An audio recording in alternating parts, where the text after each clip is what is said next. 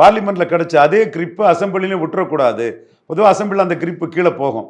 விட்டுறக்கூடாதுங்கிறதுக்காக பார்லிமெண்ட்டில் மோடி தலைமைக்கு விழுந்த அந்த வாக்காளர்களை சட்டமன்றத்துக்கு கொண்டு வர்றதுக்கு ஆர்எஸ்எஸ் இயக்கத்தை சேர்ந்தவங்க மிகப்பெரிய அர்ப்பணிப்பு உணர்வோட வேலையை பார்த்தாங்க. எனக்கு வந்து நான் மண்டைக்காடு கலவரம்லாம் 40 ஆண்டுகளுக்கு முன்னாடி எங்கள் கன்னியாகுமரி மாவட்டத்தில் பார்த்தவன். அப்போ எங்கள் இதுக்கே மண்ணுக்கே சம்பந்தம் இல்லை. ராஜூஸு, பிராமணர்கள், நாயுடு, சாலியர், இப்படி பல சமூகத்தை சேர்ந்தவங்க வந்து டெடிக்கேட்டடாக ஆர்எஸ்எஸ்ல வந்து ஒர்க் பண்ணிட்டு இருப்பான். என்ன ஜாதின்னே அவனுக்கு தெரியாது. நம்ம பார்த்தாலே இந்த தொடர்பு இல்லாத ஜாதிக்காரன்னு தெரியும். பட் அவன் கமிட்மெண்ட் ஆட்டு இந்த மக்களுக்காக வந்து ஒர்க் பண்ணுறது நான் கண்ணெதிர பார்த்துருக்கேன். அந்த மாதிரி பண்ணின ஒருத்தர் தான் இல்லை கணேசன்ஜி. எவ்வித எதிர்பார்ப்பும் இல்லாமல் அன்னைக்குள்ள காலகட்டத்தில் அவர் கவர்னர் ஆவான்லாம் நினைச்சிருக்க மாட்டார். அதனால தான் அவருக்கு அர்ப்பணிப்பு உணர்வை, தியாக உணர்வை நான் பல இடத்துலையும் பாராட்டுவேன். அதே வேளையில் நடராஜனை மோடிட்டு இன்ட்ரடியூஸ் பண்ணி போனதை விமர்சனமும் பண்ணுவேன். அது வேற விஷயம்.